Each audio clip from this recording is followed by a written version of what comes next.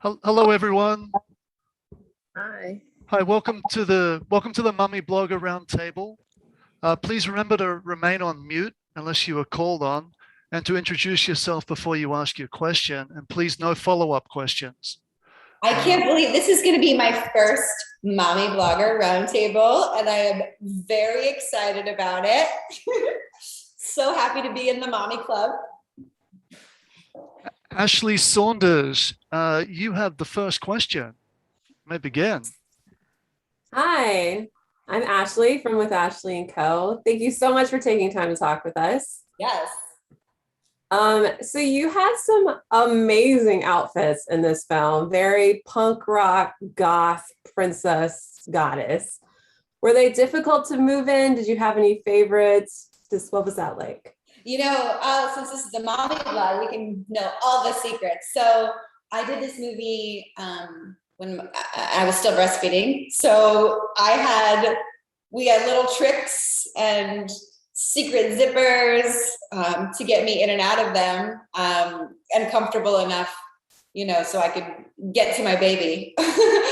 But this is like one of my favorite things about this movie is the costumes, and our costume designer Autumn had built a lookbook that I got to see before I actually got there.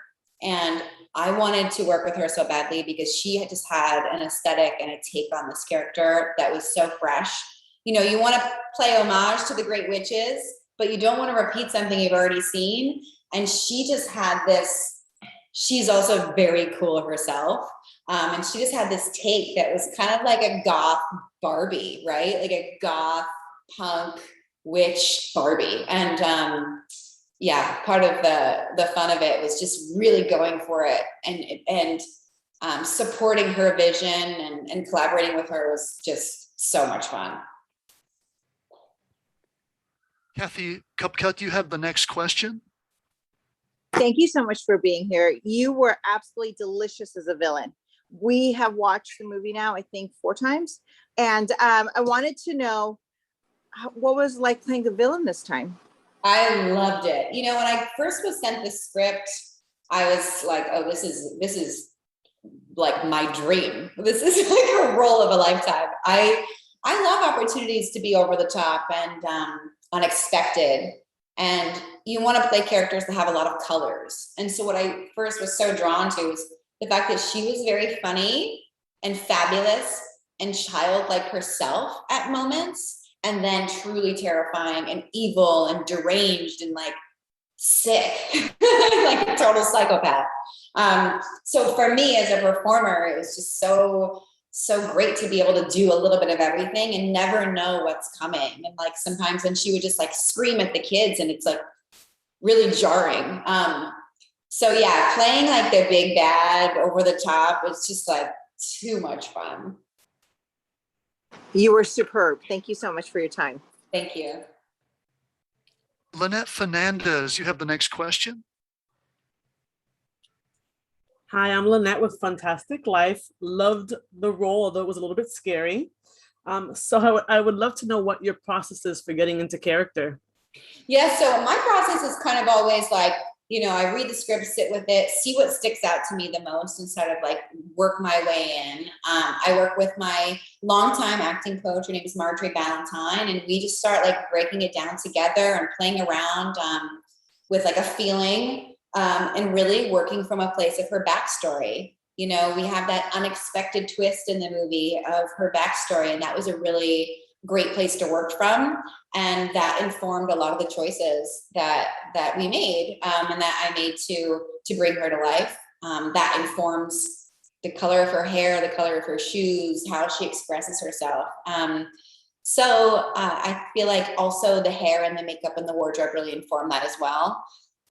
This is just one of those parts that's just like so fun. And like the more I would spend time putting it on its feet, I practice my lines at home with my baby who just would laugh and laugh and laugh. Just like used to sink into it more and more each day. So that's how I sort of got into it. Just like play around more and more each day until I find the right temperature. Great, thank you. Thank you.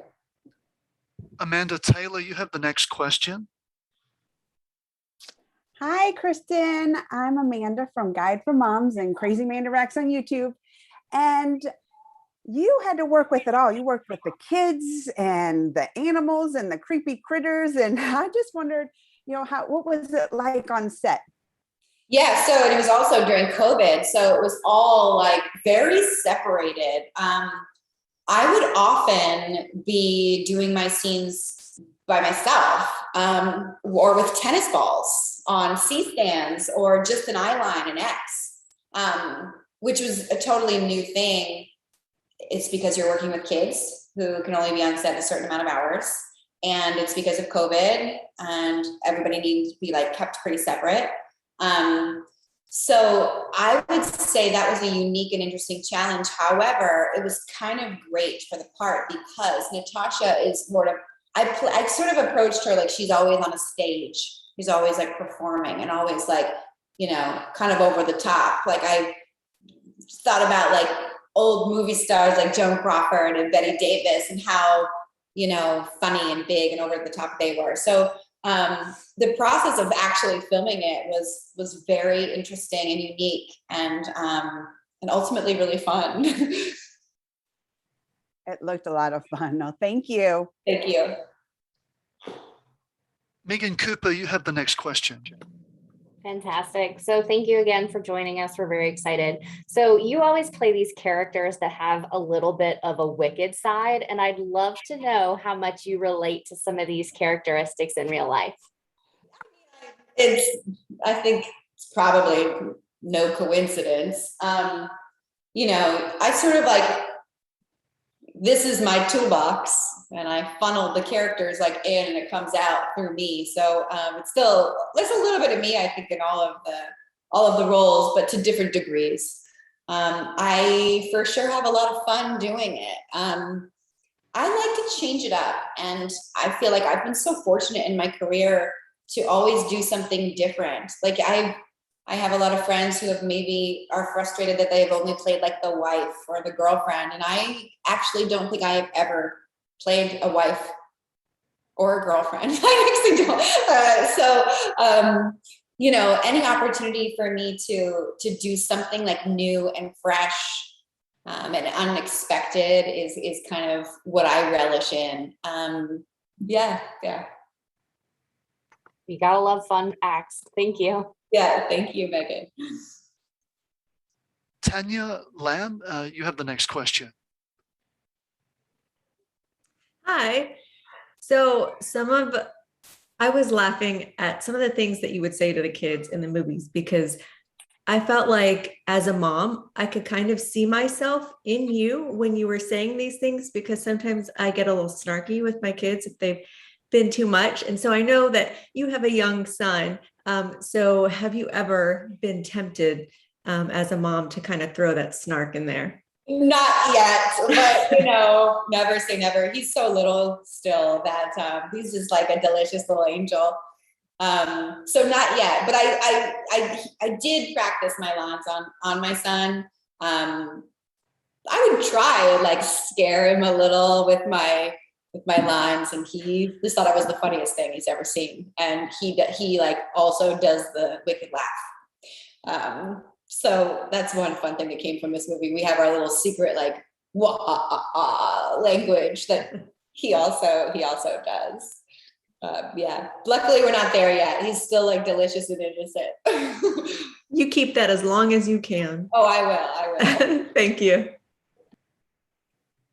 Tessa Smith, you have the next question. Hi, thank you so much for taking the time today. I'm Tessa Smith with mamasgeeky.com and watched the movie last night with my daughters who are 8 and 10. Absolutely loved it. And when it ended, they literally started spewing all these ideas for a sequel. So I'm curious if there maybe could be one, and if there would be, is it something you'd be interested in? Oh yes, I would be there in a second.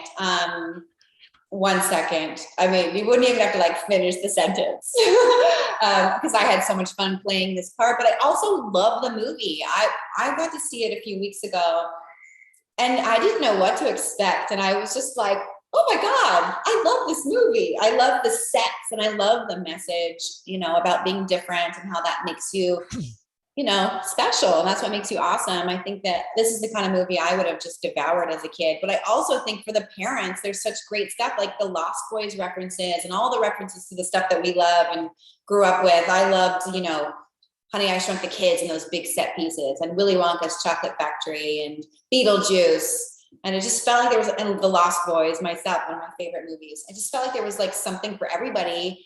And it was nice to see something so fresh and artistic and creative. So I'm glad to hear that you guys liked the movie with your kids. Did they think it was too scary, or did they jump? Yeah, they jumped quite a bit. My 10-year-old said it was really good and not enough for nightmares at her age. My 8-year-old said anyone under 8 will get nightmares, but I didn't because I'm brave. So I feel like I've been hearing that from kids too. Like I've heard of a couple 7-year-olds being like, it wasn't scary, I thought it was cool. So yeah, I'm glad that you guys could watch that as a family. Well, thank you. Monica Young, you have the next question, please. Hi, good morning. My name is Monica Young from My Life is a Journey. And I would like to know, now that we are talking about the scary things, if anything scary or freaky happened and said while you were filming. We did get to, nothing really scary or freaky happened on set, but I think because we were filming in the fall, like during spooky season, we were in Toronto and the leaves were falling. We really did like play up, the Halloween and the fun of it. My baby really enjoyed my blue hair. I didn't want him to be like too freaked out by my looks, so I would just be in my regular clothes in the trailer where he was with his like toys, and then I would go to set and like have like a corner I would throw my clothes on so I wouldn't disrupt his world. But he thought the blue hair was really funny, and we did like wear our skeleton onesies like more days than Halloween. So we kind of leaned into it and had fun with it. Thank you. Jennifer Miyagishima, you have the next question, please. Hi, I'm Jennifer from Real Mom of SFB. And I was wondering if you had read the novel that the movie is based on, or did you approach it in a more pure manner and just go strictly off of the screenplay? Yeah, so I went with the screenplay because everything did happen kind of quickly. And when you have to like go away for work with a baby, it's challenging, and it's a whole other thing. It's not like the old days when I could just like throw some t-shirts in the suitcase and go. So I got the movie and immediately had to get going to Canada through the quarantine, and wanted to like do some work on the character. So we just kind of dove in, the director and I, on the script and making like digging deeper in places and doing any tweaks. But the writers on this film were fantastic. I have gotten in touch with J.A. White, the author of the books, to send my love, and I know the book is very well loved, and I believe there's a sequel for the books coming out. So I didn't get a chance to read the book, but I'm so grateful that they adapted this and that this part existed for me to play. Thank you. Karen Bailey, you have the next question. Hi, I'm Karen from Rockin' Mama, and again, thank you so much for taking time to talk to us. Since we are in the fall and Halloween, I wanted to know what your favorite scary story or movie is, or both. Yeah, I love like the holiday, I love Halloween. It's the best, and I love all of the holiday movies that come out around now. Listen, I like the scary, like harder stuff. Like I'll watch Saw and I'll watch The Conjuring. I'll watch all of that, but I also just love Hocus Pocus, and those kind of like classics that you can rewatch every year. I think my favorite like horror movie would be The Lost Boys and The Craft and Scream. Like those were like, the like defining horror films from like my teenage years. So my heart's still there. Thank you. Selena Hughes, you have the next question, please. Hi, how are you? I love the film. I think I was more excited than my kids were because it was so fresh and yeah. imagination could just run with it. So with you filming separately, how do you feel like the sets actually like helped your imagination with, staying in character, bringing her to life and making it so believable? Yeah, I felt the same way. Like when I saw it, I was just like, wow, these sets look so good. Like the night nursery and the staircase, and also the style of the storytelling within the movie. I just love that aesthetic because Natasha really only is in the apartment. So I didn't really totally know what to expect. I had seen drawings and I had a good sense of David Yarovetsky's style, our director, which I love. I think that he has a real creative, fresh, vibe. And I think that he's a director to watch. So yeah, when I saw the movie, I kind of didn't know what to expect and I was absolutely blown away, and it doesn't always happen. I think when you make a project, you either catch lightning in a bottle or you don't. And sometimes things turn out great and sometimes they don't, and you just never know.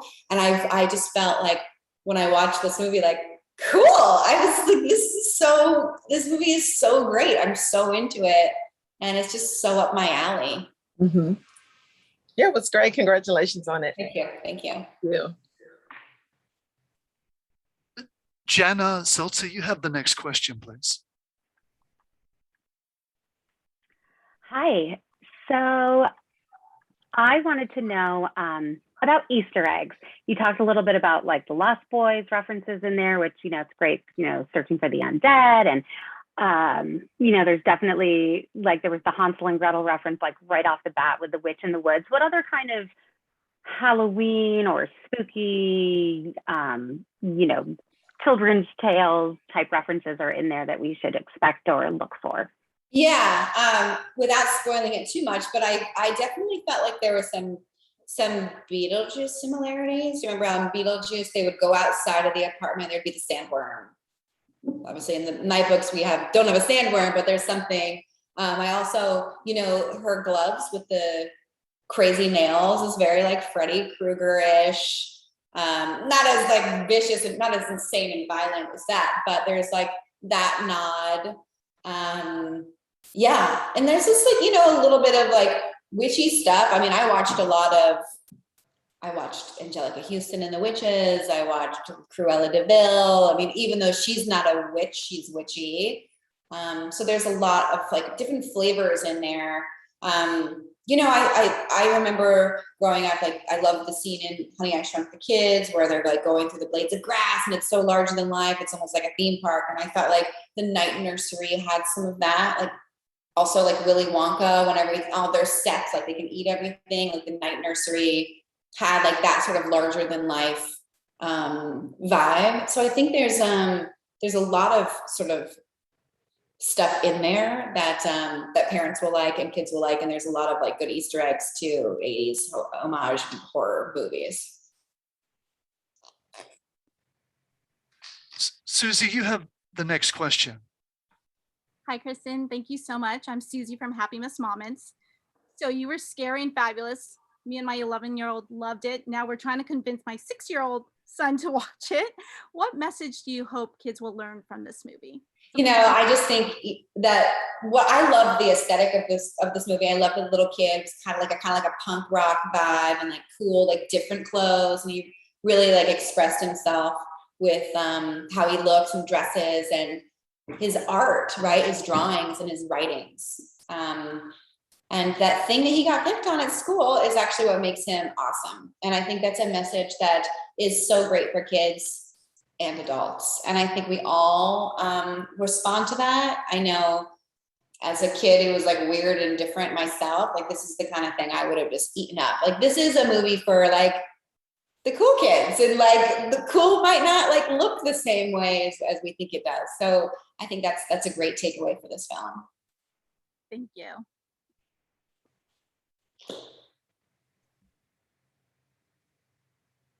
Ashley Saunders, you had the last question.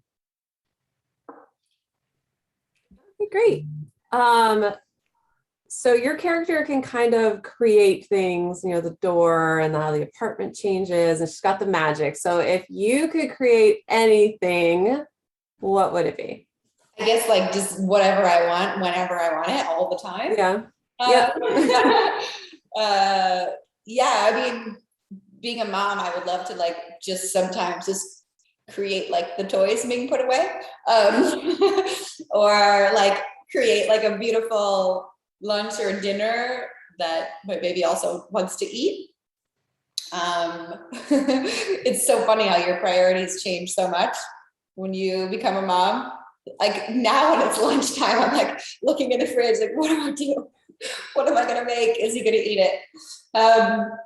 Yeah, I feel like I do always like pick up toys, just picking up toys all the time. Yep, that's our life. Yeah. Thank you. Thank you. That's all the time that we have for this roundtable today. Thank you all for coming. Thank you, guys. Please say your goodbyes and exit the Zoom room. Thank you. Thank you. Thank you. Thank you. Thank you. Bye. Thank you so much. Thank you.